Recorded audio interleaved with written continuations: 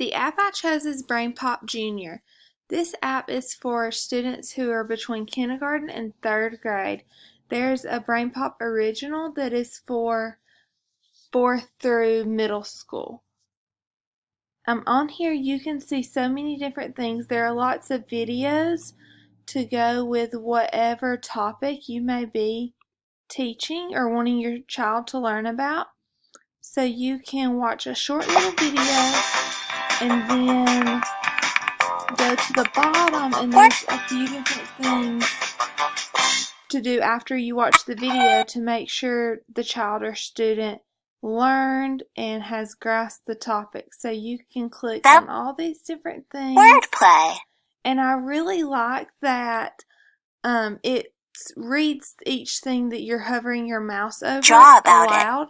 So if a kindergarten student or someone who couldn't read yet got on here, they would hear, as they're scrolling around, they would hear each thing be read to them. So they know what they're clicking on. So you can click different little things. And there's different activities for you to do when you click on each of them. So, what do you think the American flag stands for? Write down your ideas. You can start and you could just type different things about the American flag and print it off and turn it into the teacher or use it as extra help at home. And you can go back and this is a cute little script and kind of like a comic book script for children to read.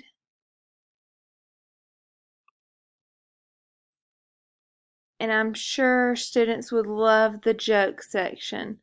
What did the United States flag say to the president? Nothing, it just waved. You can find activities on here. Just do different things. It tells you what each part of the Statue of Liberty stands for. You can print it out and use it as a coloring page.